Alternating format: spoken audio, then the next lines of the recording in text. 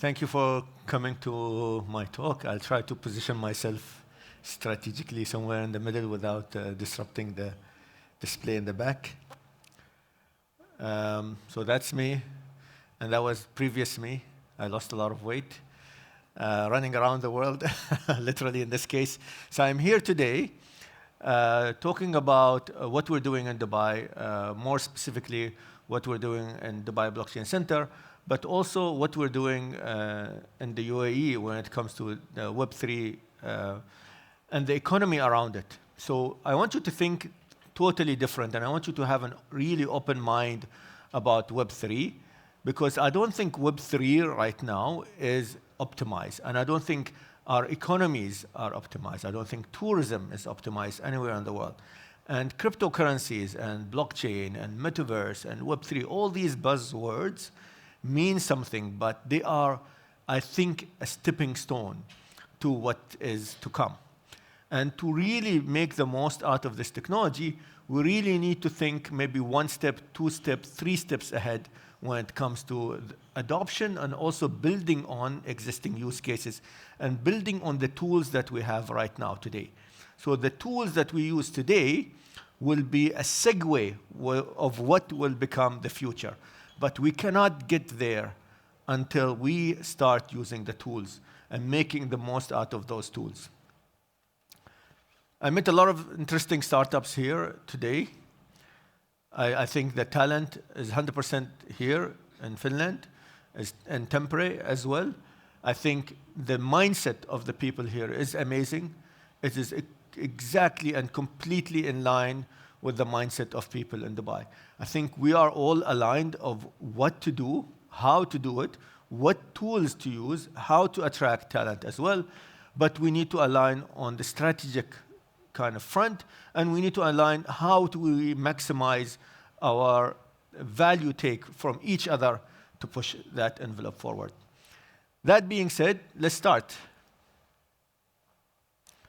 So the mindset I was talking about is the mindset of no limitations. If you have a mindset where you actually limit yourself and say, oh, this is impossible, then you will not move forward.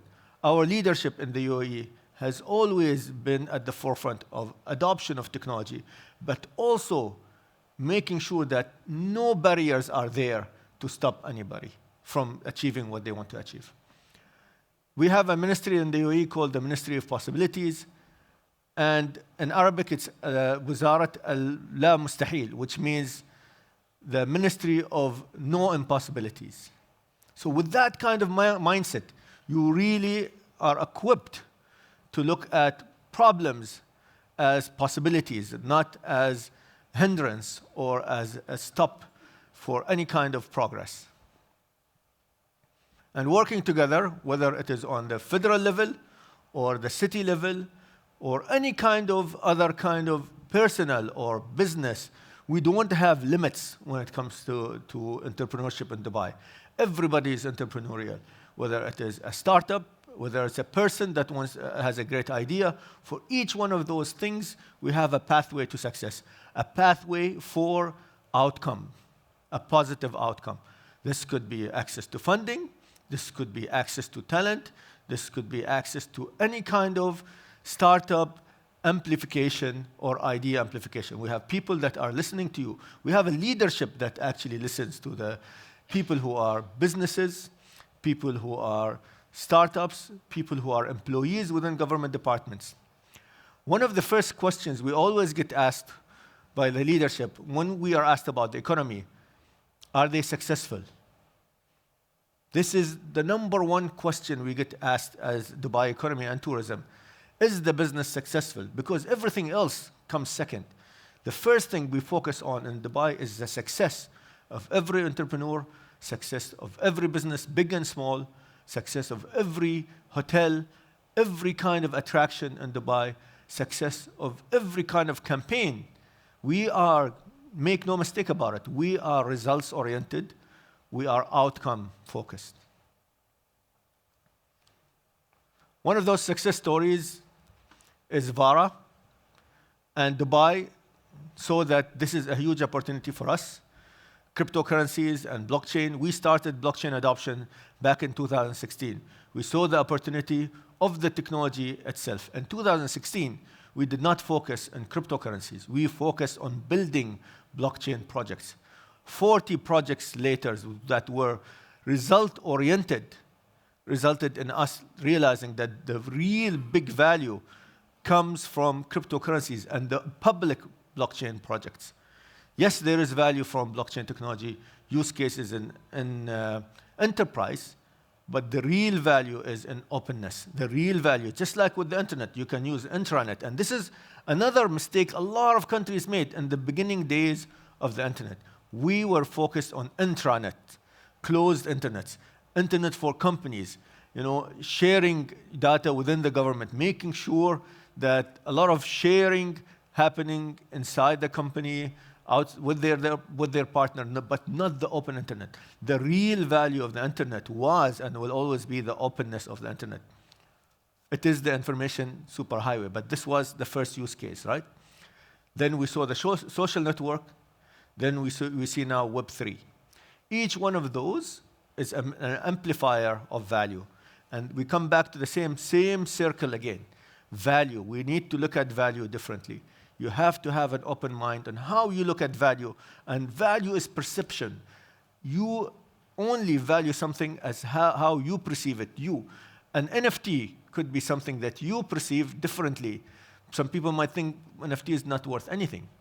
And some person will pay 100,000. You need one person to be convinced to pay 100,000 for that NFT to be sold for 100,000.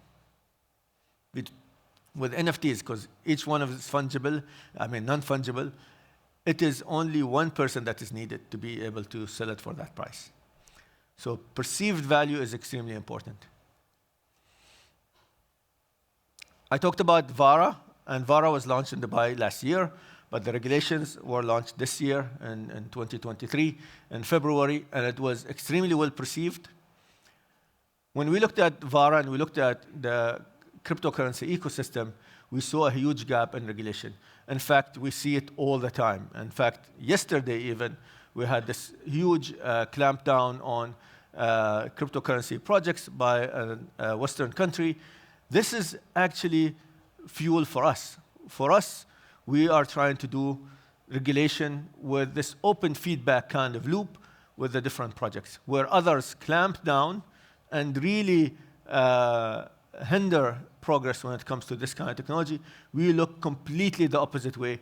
How can we help cryptocurrency projects? How can we help VASP, which is virtual asset businesses, to really utilize this space and really make the most out of their projects?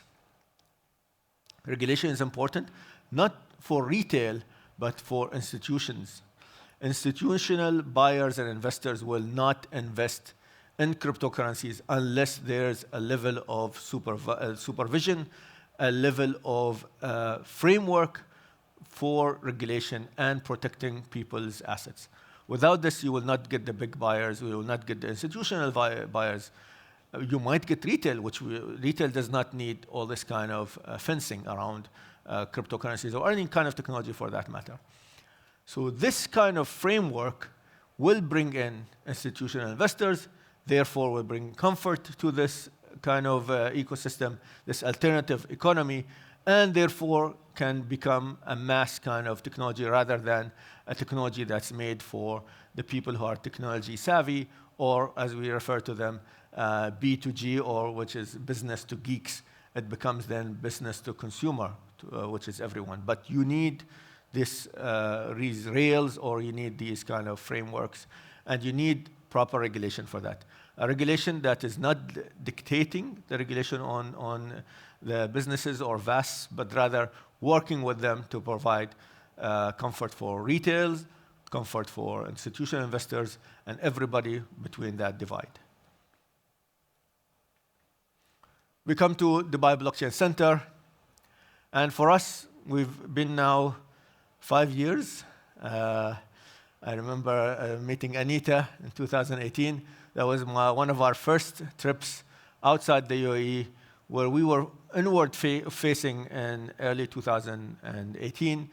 And we ventured onto Malta as the first place, actually, and this is where I met a lot of the guys that were within the crypto ecosystem, and realized that without those guys, without this kind of partnership with countries and people and projects at all types of verticals, that we need partnership to succeed. And it's extremely important to push forward.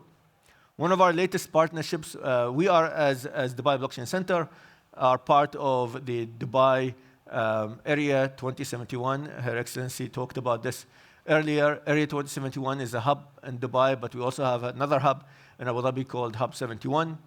The idea is to realize the centennial dream of the UAE within this first 100 years of the inception of the UAE, is that we push the envelope, we make Dubai the happiest place on earth, so we look up to Finland for that as well. The best place to work in, the best place to raise a family, the best place to align with our ethos. Our ethos is to help everyone maximize their value, make them happy, make them more focused on their well-being, as well as create an environment that fosters innovation. And that we created what we call the Hope Museum, or the Museum of the Future. How we look at the future. It is not just our world. In the Museum of the Future, there are different themes.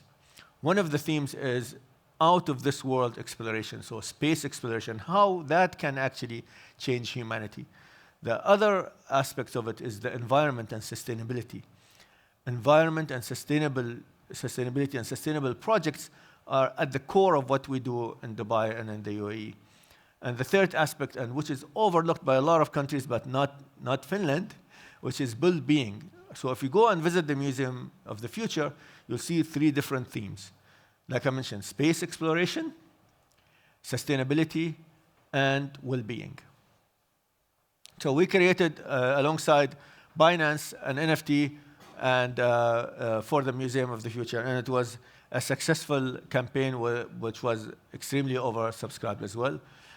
We also partnered with one of the visionaries for the blockchain technology, and his name is Alex Tapscott. And one of the most famous talks on TED is actually by his dad, Dan Tapscott. And we created a program with the federal government, in this case, called Jahaz. Jahaz in Arabic means ready. So what we did is, for every type of emerging tech, we created classes on 3 different levels. The normal employee, or everybody that works in the federal government, the technology people who work in IT, people who work in the actual emerging tech within those government departments, and then the C-level executives. For each one of those levels of government or sector or expertise level, we had tailored classes. For blockchain, we brought in experts for the C-level to talk at their level of understanding of what is the value take from blockchain technology. For the employees, we help them understand the fundamentals of every kind of technology. So what is Web3, how it works, where is the value from that, how to use it, how to create a wallet, how to buy and sell NFTs, how to create your own NFTs, how blockchain works under the hood for every employee. Imagine that, every federal employee, no matter if they are a junior or a senior, you had to pass the test on how blockchain works under the hood. Imagine you spending hours explaining to your friends and relatives what is blockchain technology, where they can take 45 minutes or an hour to learn it and be tested on it, that they actually understand it, even on pen and paper, even how to create a wallet practically and send and receive money on a blockchain wallet. It's extremely important, fundamental knowledge to see the value, and this is one of the programs that we did. And Alex has a book coming out right now called Web3. We're doing the same exact thing, but in a form of a book. It's an amazing book. It's not out yet. It's going to be out soon.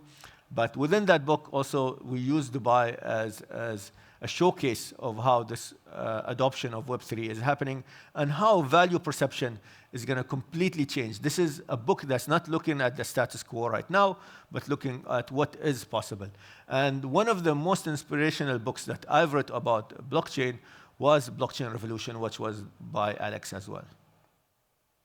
I recommend that book as well. But a lot of that parts of that book are already a reality, whether it is in Dubai or elsewhere.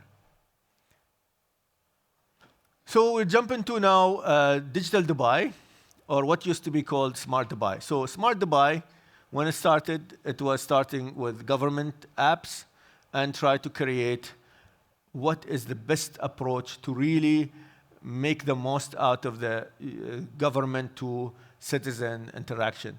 So we moved everything to the smartphones from desktop devices, and this was not very smooth, but we managed to do it.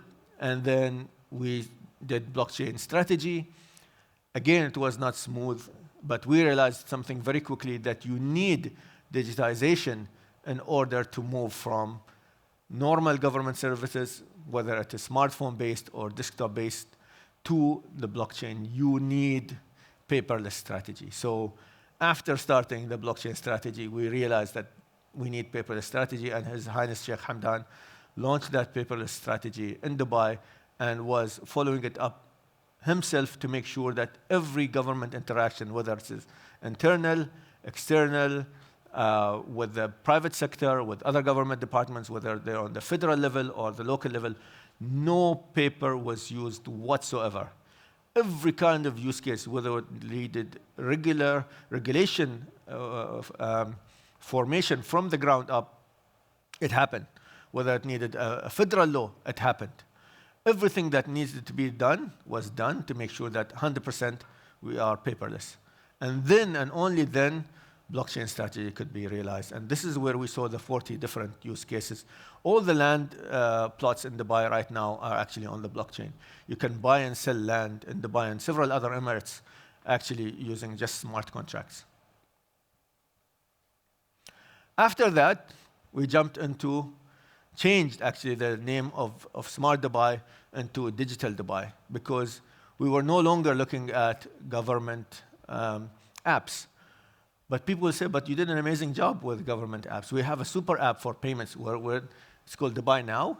And in Dubai Now, you can actually pay for everything in Dubai in one app. Imagine that, having one app instead of downloading an app for every government department. You just go to one app, you can pay your phone bill, your rent, you can pay all your utilities, everything in one app.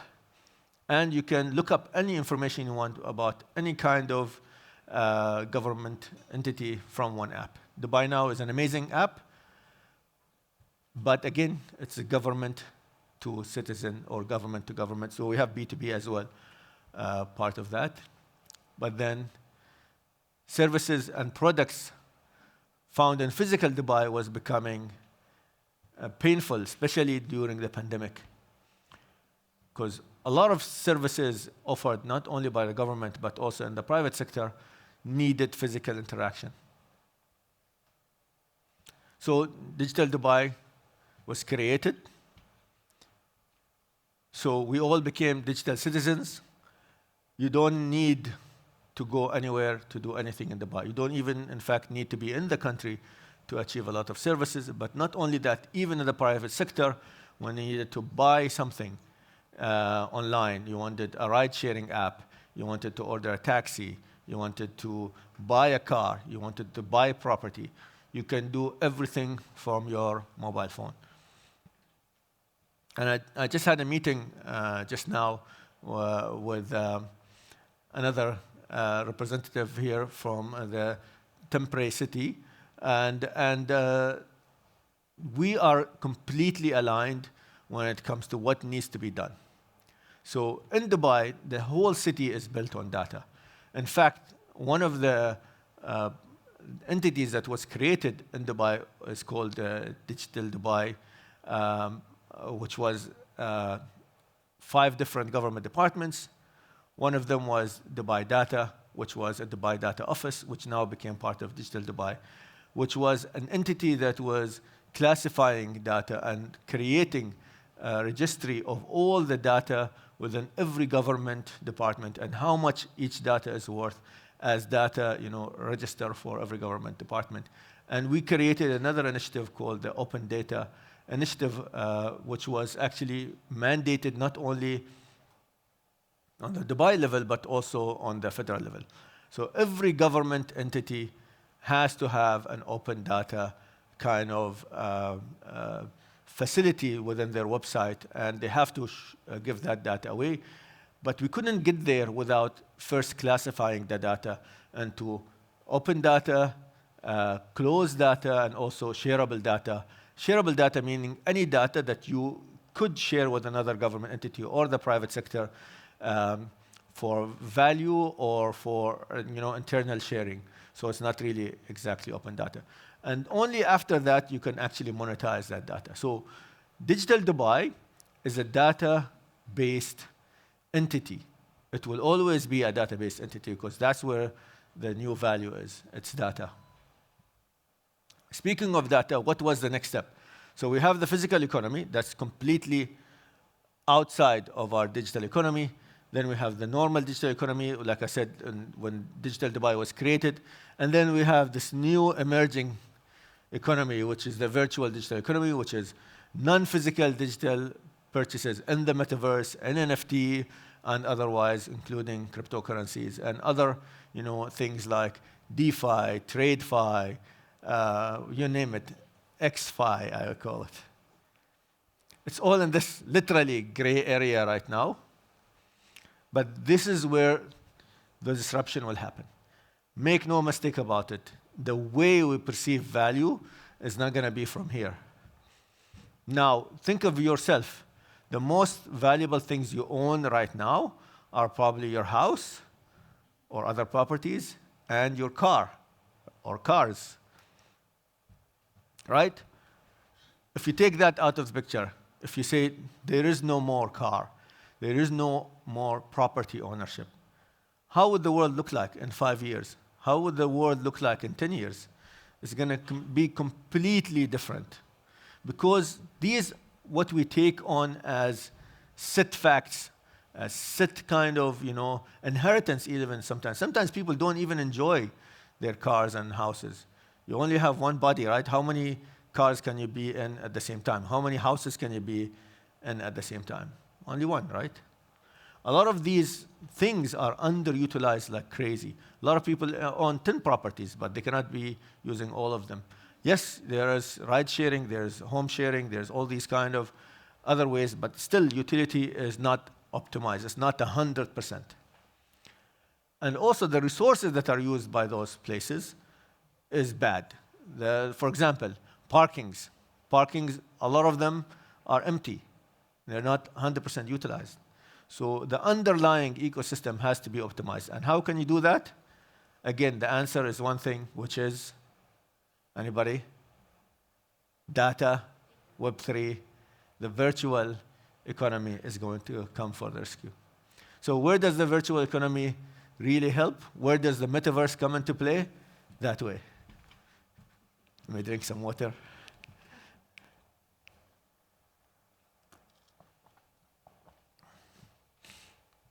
So it is here. See, very well planned, but my finger placement was not perfect.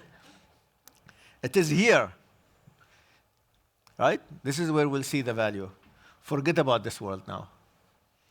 This is the future. The metaverse will be in the virtual digital economy and the digital economy. It's both. It's not one or the other. But this is going to be the disruptor. So we come to the metaverse strategy. How is Dubai looking at this? And why are we looking at this? It's a good question. Do we have the answers? Let's see. So our goals is to be the world leader in government use cases. This is one of 3 pillars that we have.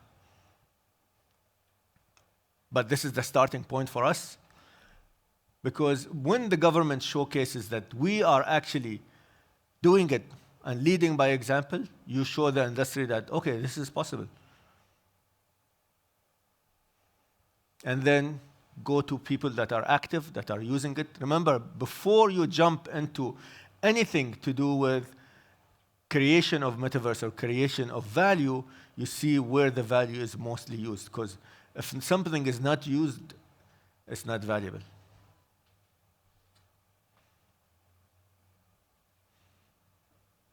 One of the things we're doing in Dubai is identify metaverse champions. So we have over 40 people which have already created metaverse strategies in Dubai. And those are only the starting point. Once we realize who are the champions in this metaverse adoption is, we can build use cases. Remember, I told you we are 5 years maybe behind. Metaverse is still 3 years to come. But if you are not building on the use cases that exist right now, you will be behind already when those use cases morph and adopt and change. Nobody knows what the metaverse will look like. Unless you saw the Apple maybe keynote yesterday. But at least we get a taste right now. But it's not until next year. And you're going to wait until next year? No, you have to start now realizing and imagining how the world looks like.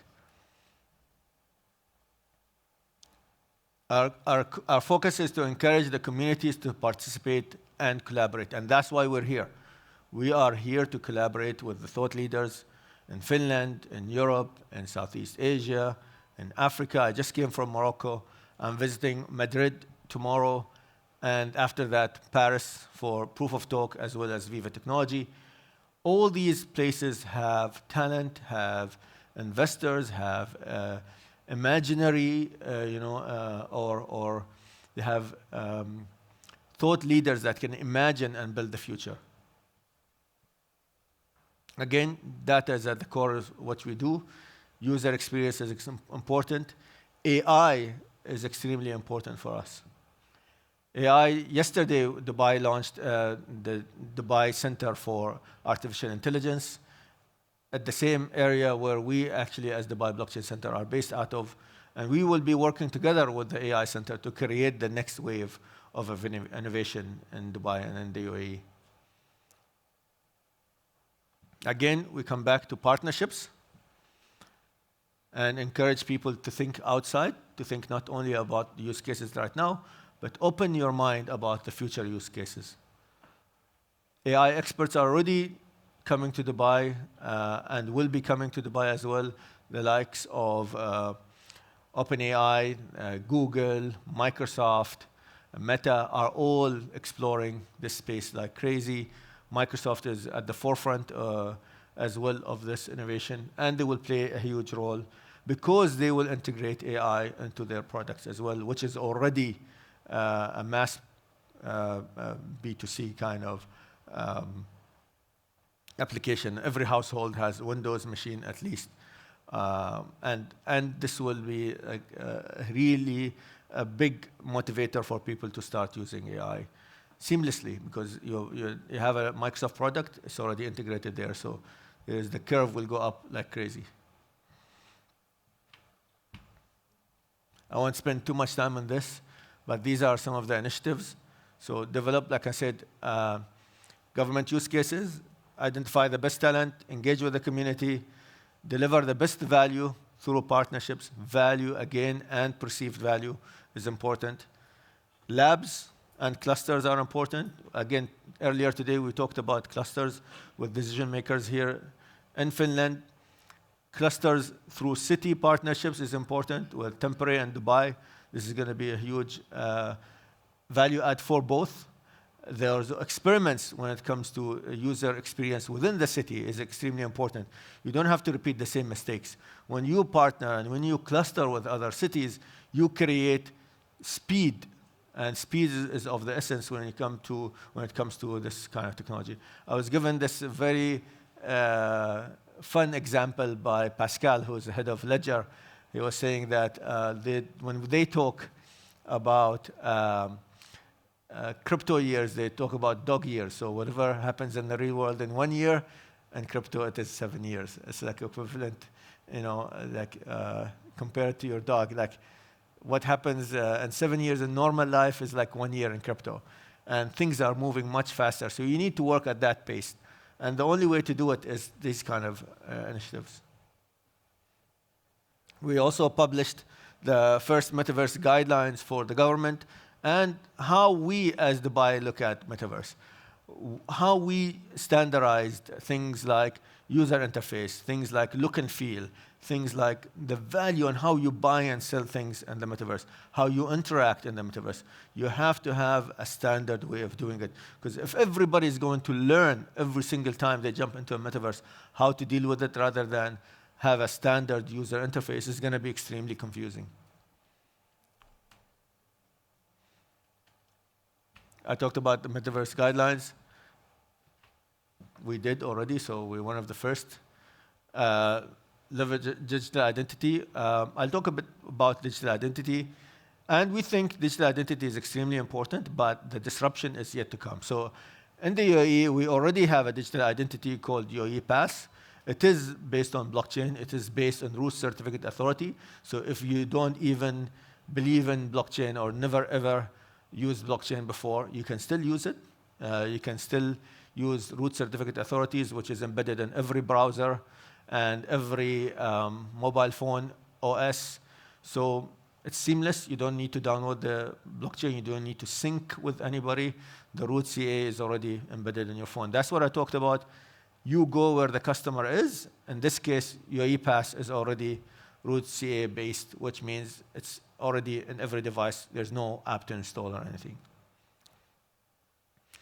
Of course, advisory boards is important. And advisory boards, a lot of people look at them in the wrong way. So our advisory board is not there to attend meetings and deliver their wisdom. It's for us to align with what we think is right. So, for example, only and only if we try to make or we divert from the path that we should take, this is where the advisor jumps in and says, no, no, no, this is not the way you should do Web3. This is not the way you should do Metaverse. You're understanding it wrong. Only to keep us on the straight and narrow path, not to guide us. We will find our path, but if you see us shifting left or right or moving in the wrong direction, this is for you to help us out. And of course, working with other international bodies when it comes to standards. In Europe, there is MiCA, for example, Metaverse entities. I'm not going to name one, but we have some.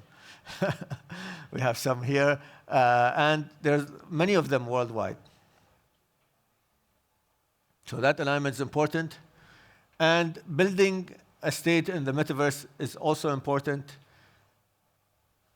One of the things we're looking at is, of course, digital land in the Metaverse. We have something called Dubai-verse already with Sandbox, but there's much more to come. Dubai-verse was the first experiment for Dubai in the Metaverse, and Sandbox was chosen because that ecosystem with Sandbox had, again, what I mentioned before, which is the most traffic and the most footfall and the most land being sold, the most activity.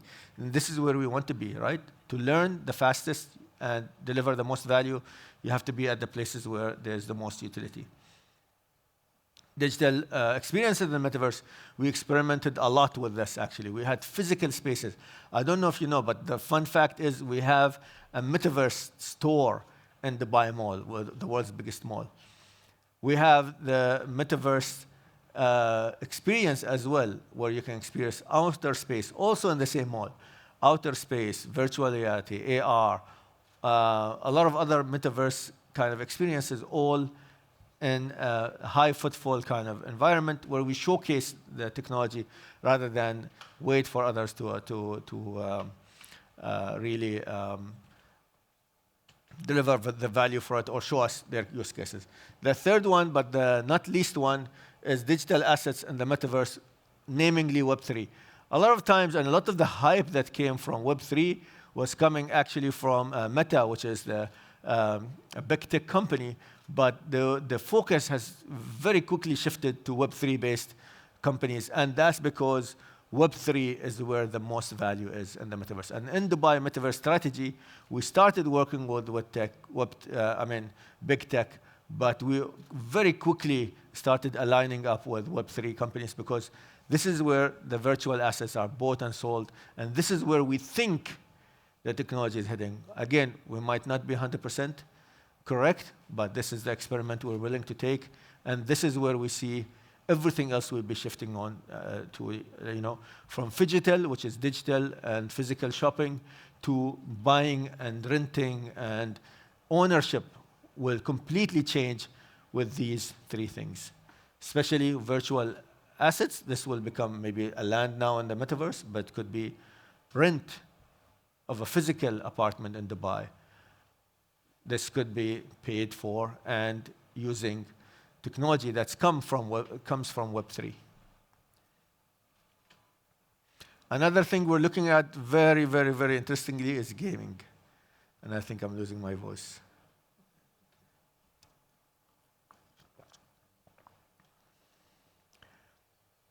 So gaming, we realized, is the first real use cases in the metaverse. The first real utility of assets, virtual assets, is coming from gaming.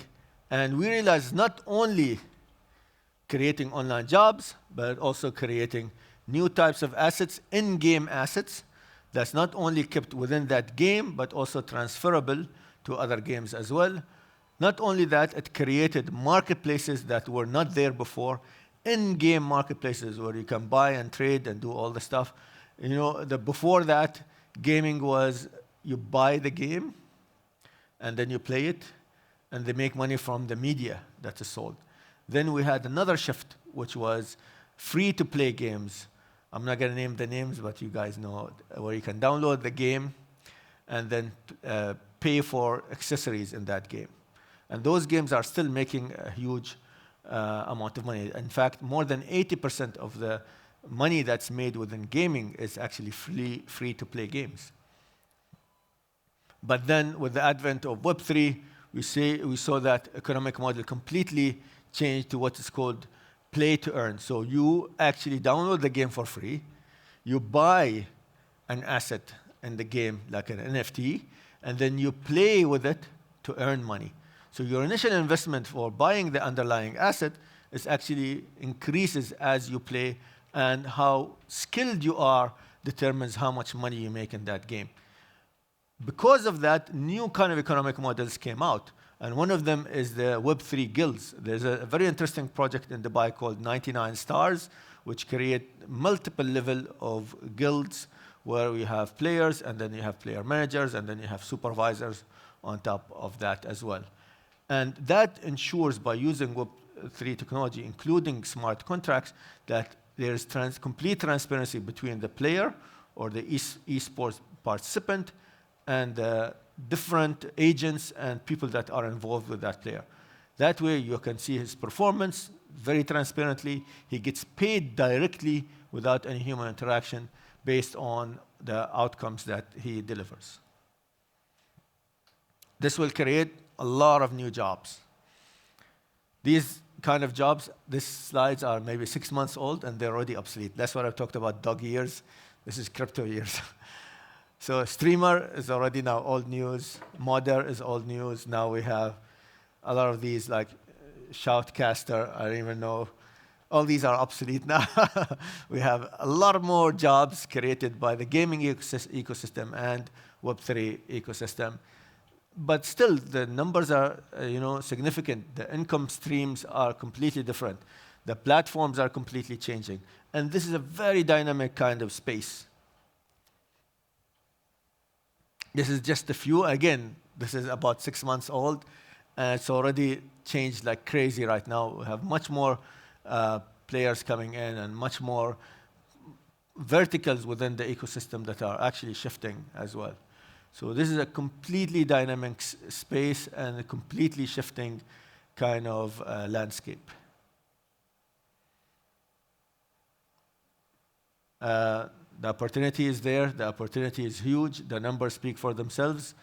And you will see, not only in the US, but worldwide, especially here in Europe, it's going to be completely changing next year, and then next year, and the year after that.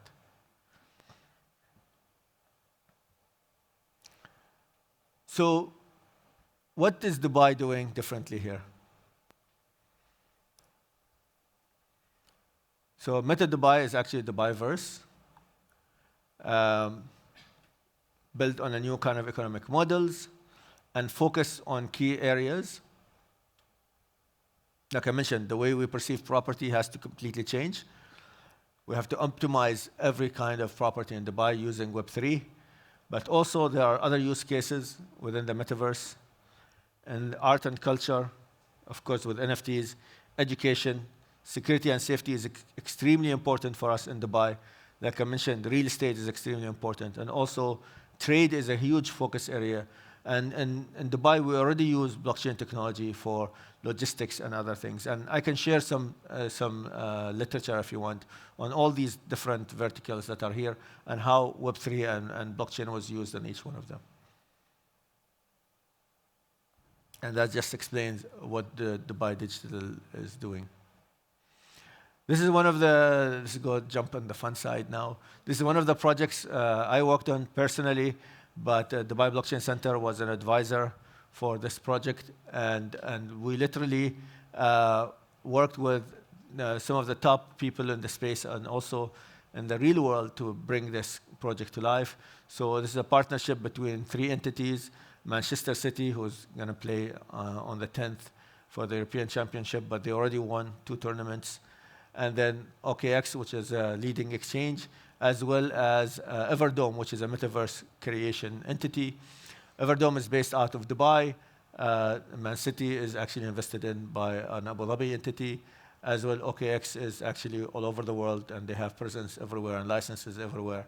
And what we wanted to create is literally an exercise to see how people perceive value in sports and also in entertainment, and merge that with the metaverse. So what we created is a metaverse that's actually utilizing the popularity of some of the players and the brand of Man City, couple that with a DJ that is very popular in the UK as well and worldwide, as well as where the people are, which are people who are investing and also trading with OKX. So any kind of OKX person can actually jump into this metaverse straight away. And I'll show you a sneak preview of that.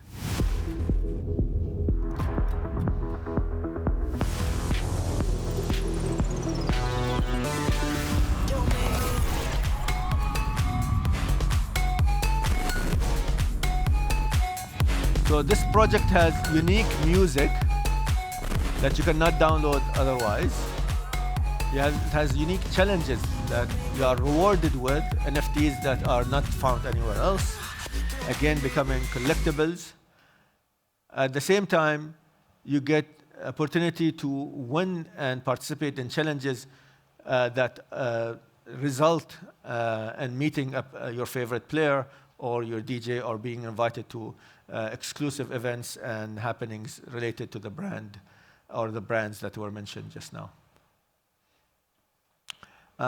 Now, I want you to think a little bit differently as well. And I talked about this earlier today as well with some of the people here in the city of Tampere, is that really a lot of the projects in the metaverse do not utilize location, do not utilize AR. A lot of the metaverse games are all either VR or 3D world based, but not AR or not geolocation based. And for that, we actually met a project in Dubai and Tomorrow Conference, which Anita was there as well, that was doing a new innovative kind of project. And we said, okay, let's explore this. Let's test this. And the project was called Crypto Hunters. And Crypto Hunters is basically a reality TV show plus a geocaching kind of challenge kind of game that anybody can play anywhere in the world. But there are certain focus cities where you get a lot of these drops in them. So I will not ruin that more. I'll show you the sneak preview. No spoilers, as they say. This is Dubai, by the way.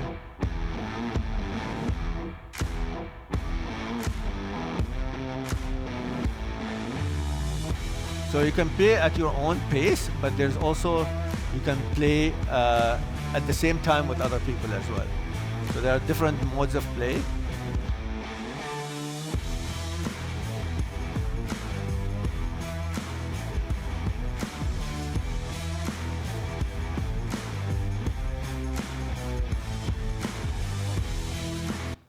So another idea, because of the interest of time, because I'm running out of time, another idea was this crazy startup. And we started with this company. Again, I met this company in Lisbon, Portugal.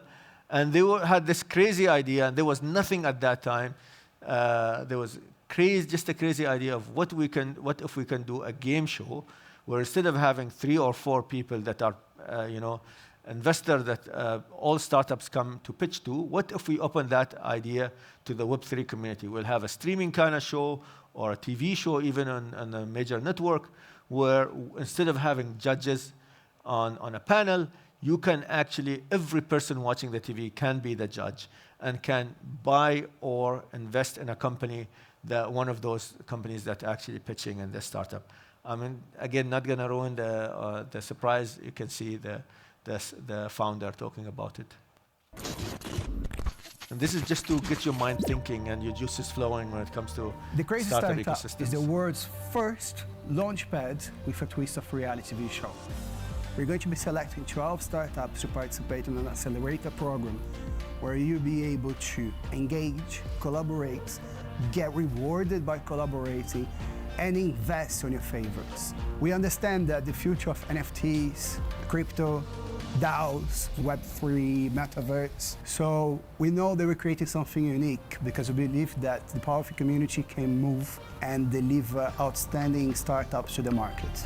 We're launching in Brazil at first, in the city of Rio de Janeiro, where we close a very good partnership.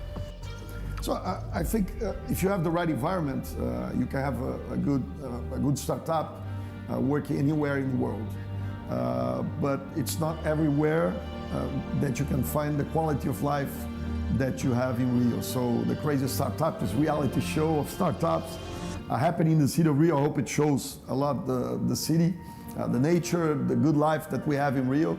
I'm sure you're going to have a better startup if you work that startup in this marvelous city, which is Rio. But we're also looking into Miami, Dubai, and Lisbon.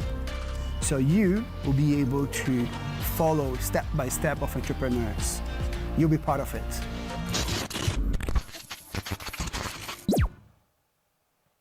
So it's an amazing idea, access to liquidity, access to startups. Startups get access to everybody to invest in them.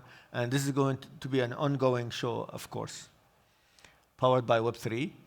Last but not least, I want to end up with 2 things. One of them is a guy that's not me, talking about the ecosystem in Dubai for startups. And yeah, enjoy. Dubai has become a trailblazer on their ability to really attract tech talent, attract startups, attract companies, investors. The talent marketplace is thriving. There is demand for tech talent pretty much in any sector: public, semi-government, financial services, logistics, you name it. This has created this very strong demand. The DIF's Innovation Hub, the Silicon Oasis, there are multiple accelerators, tech hubs, which are all supported by the government. They provide a great platform for startups to be able to grow, but also to come together, collaborate, and work with them. I've seen a lot of startups being acquired by global companies. Really what's been working very well for these companies is the access that they get to talent. There's a great platform for communities. The overall environment that Dubai offers when it comes to safety, security, lifestyle. First and foremost is the 10-year visa. Everyone that has a tech background is able to get a long-term residence. Here is the zero tax environment. Dubai pays about 30% higher than most of the mature tech hubs around Europe and Asia. Talent is key to everything that the city wants to accomplish. What I see in the next 5 to 10 years is really this new ways of working where people are able to very rapidly upskill, reskill to be able actually to get to that next opportunity. From a talent perspective, if we have a marketplace that enables that and we have talent which is thirsty, hungry, willing to grow, it's a healthy conjunction. And since this video was created, there was a new chamber called Dubai Digital Chambers as well that was created as well. So we are moving very quickly. And that being said, and me being out of time, I just wanted to highlight that we have also launched D33, which is Dubai Economic Agenda 2033. And these are some of the initiatives, and it's extremely forward-looking and in 10 different areas, and will create 400 cities where we have the corridors and clusters with, and also 400 new cities. We already have some clusters with some cities. And launching Dubai's plan for green sustainable manufacturing, economic corridors with areas like Africa, Latin America, and Southeast Asia that we haven't had corridors with before. 30 companies will be actually become global unicorns in the next 10 years, creating 65,000 new Emirati jobs, which is the output of the UAE in the next 10 years when it comes to Emirati talent within the tech and otherwise emerging tech sector.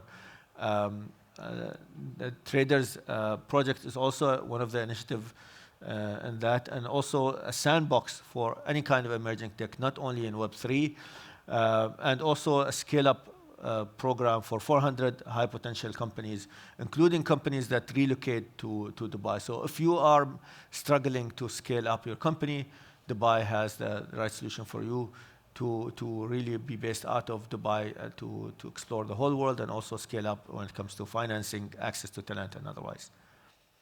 And last but not least, I wanted to invite you all, of course, to Dubai to come and see this all by yourself. And the best opportunity for that will be the Future Blockchain Summit, which takes place between 15 and 18 of October. And it coincides with GITEX Dubai, which is the world's biggest tech conference and exhibition. And yeah, we'd love to have you there. And on that, thank you everyone for your patience. And I apologize for going over time, but I got overexcited with you guys paying attention. So thank you very much.